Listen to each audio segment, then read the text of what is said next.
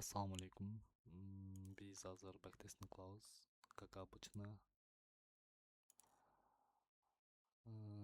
Так.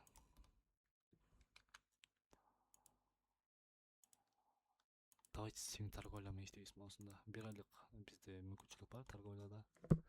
Бир ай торговать этебиз рынокто. Бир айлык убакыт берилет бактестинде. И бир ай көрөлү. Биз канча зарабатывать ете алабыз.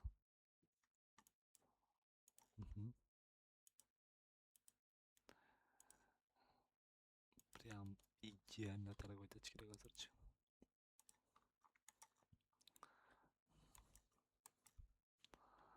Так, эми карагыла. Рынокто бир айлык тайфрейм эмне бар. Бул жерде бизде разрешен блок бар. Бул бир. Экинчи бир ай тайфреймде фрактал снятие болгон. Бул 2. Бир ай тайфреймде бизде неэффективность бар. Бул 3. Жана ошондой эле вот разрешен блок эмне үчүн пайда болгон. Эми бир жумалык тайфреймге келебиз. Бир жумалык тайфреймде биздики фракталдар полностью прям снятие болгон.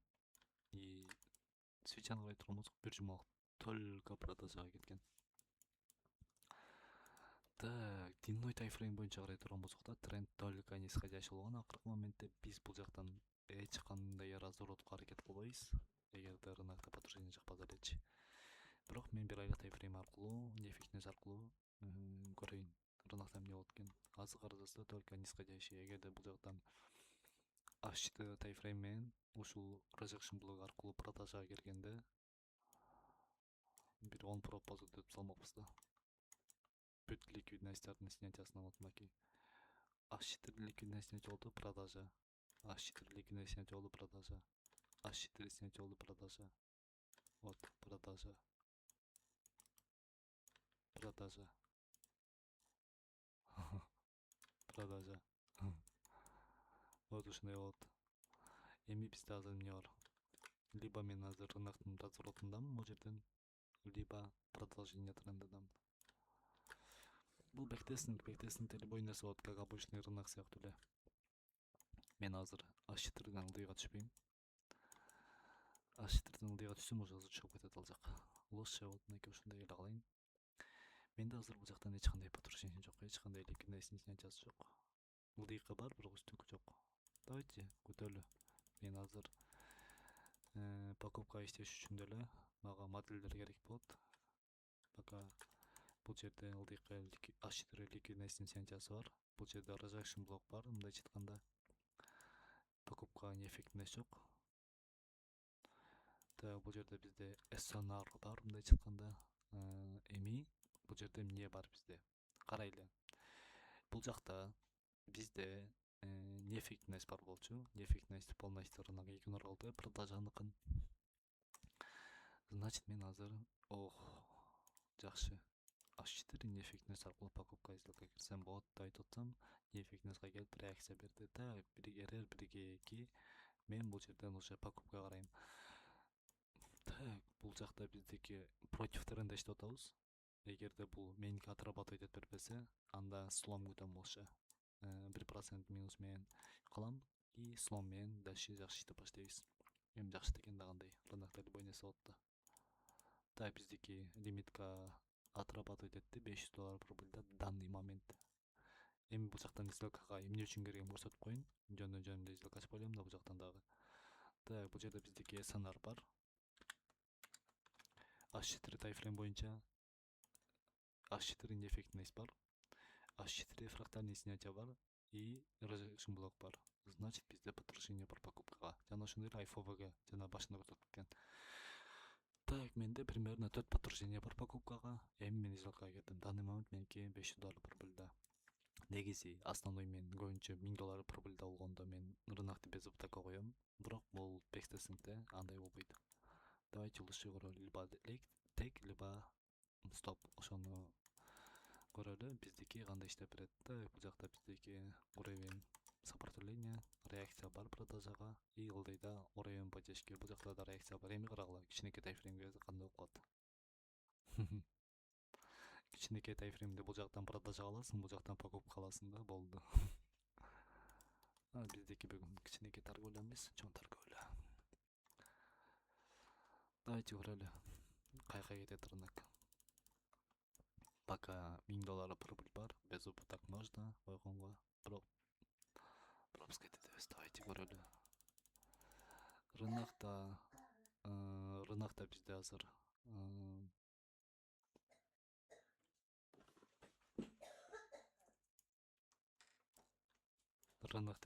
раз 4 фрактал снятие болду. Үстүнкүдөн да снятие болгон.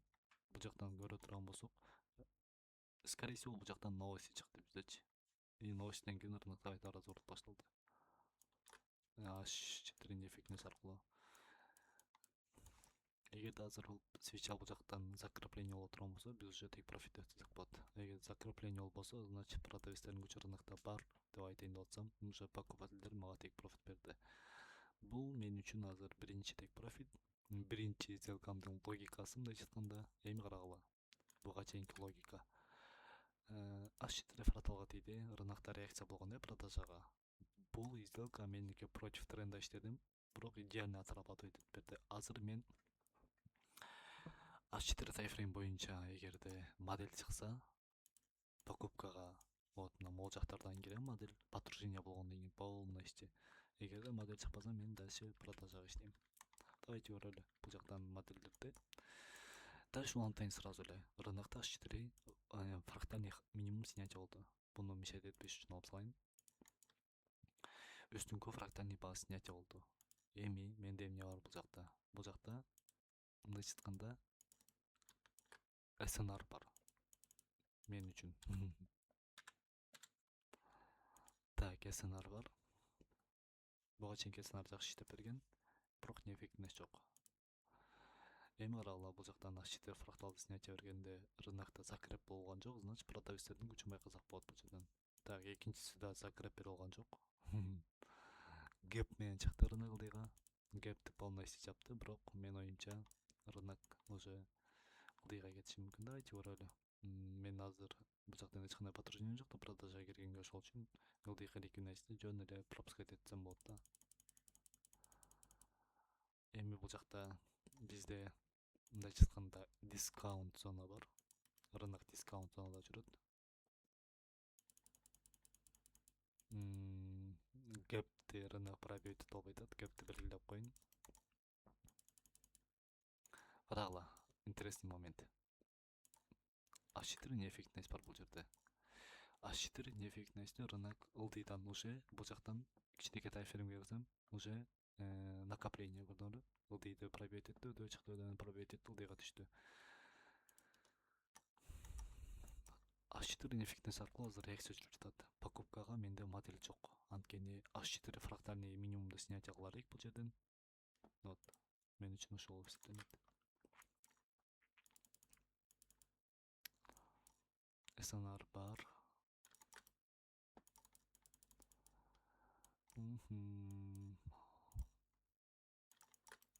H4 фракталды снятие кылды. Негизи рынокты түшүнүш дагы керек мындай моменттерде. Rejection блок бар. Так, rejection блок бар бизде, а бул жерде бизде SNR бар.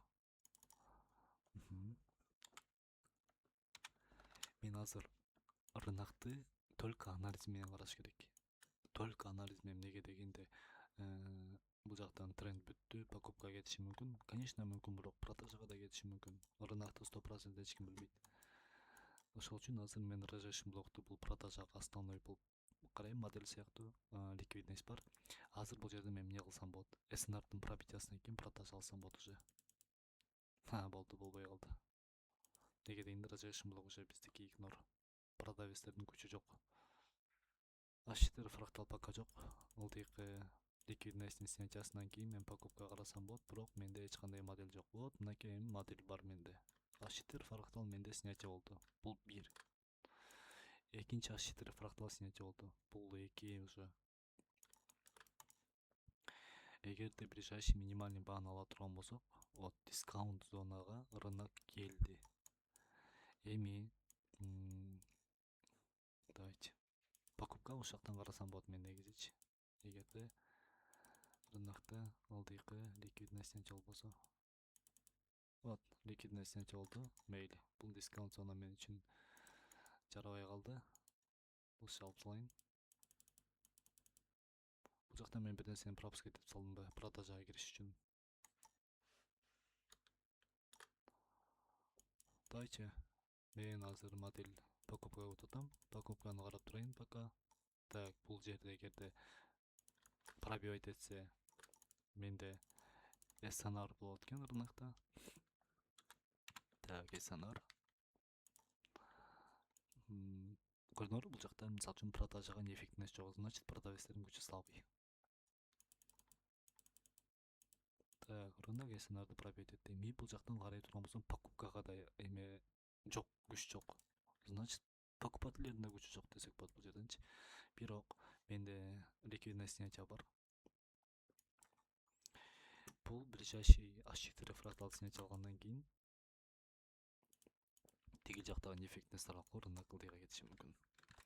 Давайте мага неэффективность керек болот. Мен моделимди өзүмдүн моделимди наугад алгандан көрө лучше вот мынакей система менен иштеген жакшы. Система дайыма бизге жакшы нерсе берет.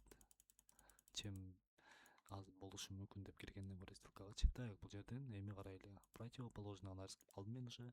Дискаунт зонага келди рынок. H4 неэффективностьтан рынокто реакция бар. H4 SNR бар бул жерде. Байкасаңыздар, мен көбүнчө SNRга rejection блокко неэффективностька көңүл бурам да. Так, эми охо, жакшы. Эми карагыла. Мен продажага кирейин десем, уже ближайший фракталды снятие кылып койду. Жана ошондой эле закреп болгон жок рынокто. Азыр мен бул жактан продажага кире турган болсом, мен үчүн рискованно болуп калат да. Продажагачы. Неге дегенде уже H4 фрактал ближайший снятие болуп калды. Давайте эми мындай кылайын. Мага RR1-3 берет экен бул жакка чейин. Давайте RR1-2 кылайын дагы. X стоп лосс ушундай кылып сделкага киргенге туура келет эми. Модельди түшүндүрүп кетейин. Так, бул жакта меники модель эмне болуп жатат? H4 неэффективность, дискаунт зона, SNR и H4 неэффективность. Экинчи ход менен бирок ликвидный снятие бар. Ошо ликвидность аркылуу биздики ближайший хайды снятие кылыш мүмкүн. Вот ошондой. Ошол үчүн азыр бул жерден давайте модель чыгып атат, значит кириш керек. Вот биздин лимит каналды рынок. Лимит каналды, бирок биздики жакшы жаңылык жок буякта. Эмнеге дегенде уже понятно, неэффективность полностью пропускать эттик. Так, биз уже стоп-лосс'убузду ближайший хайга коюп туруп, буну 1600ге койсок, ошондо биздики соотношение прибыль 1/2 болот. Неге жылдырдым? Анткени H4 фракталдан биз реакция күтөбүз ылдыйга.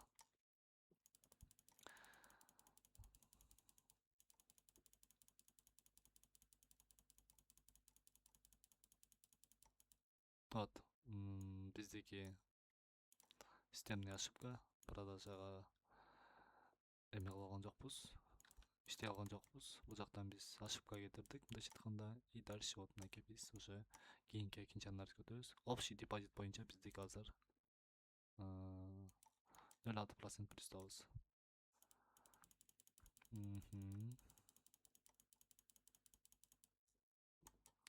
Так, тренд биздики уже восходящий. Давайте мен покупка сделка карайм лучше. Продажа карагандан көрө. Ылдыйкы фракталдар снятие болсун мен үчүн. Так, ылдыйкы фракталдар снятие болду. Менде ближайший зона бар, восходящий. Ошол зона мен үчүн бул SNR'дын ролун аткарат. Так, давайте азыр мага модель келсин. Модель келгенде мен покупка карап баштайм. Бул жерден биздики H4 фрактал снятие болду. H4 неэффективность игнор болду. iFog'ун ролун аткарат. Бул жактан уровень поддержка эми игнор болуп жатат азыр данный момент. Вот игнор болду. Эми менде покупкага сигнал бар десем болот. Покупкага бул жактан. Так, үстүнкү хайга рынок келиши мүмкүн буга чейинки рыноктогу патрушенияларды ала турган болсок. Так, мен бул жактан RR1-3 риск менен покупкага кирип жатам. Давайте көрөлү кандай иштеп берет. Так, меники бул жерден данный момент сделкам плюска чыгып кайта минуска кетип бара жатат. Так, меники $1000 плюста данный момент жана ошондой эле H4 фракталды снятие кылды. Реакция болушу мүмкүн продажага. Так, реакция болду продажага бул жактан жана ошондой эле H4 эффектинес бар. Бул жактан дагы мен уже экинчи точка хода күтсөм болот. Эффектинес аркылуу ближайший фракталга стоп-лосс коем дагы. Эгер 1-2 коем уже экинчи позициямды. И рыноктон буну алып салайын. Эгер отрабатывать этип берсе, мен үчүн аябай 5% свинг торговлядан позиция отрабатывать эткен болот. Ох, азыр менде проблема. Проблема бар. Бул жактан позициям отрабатывать этпей калышы мүмкүн. Вот, отрабатывать этпей калды. Кодинг отрабатывать этпей калды. Бул мен үчүн аябай өкүнүчтүү.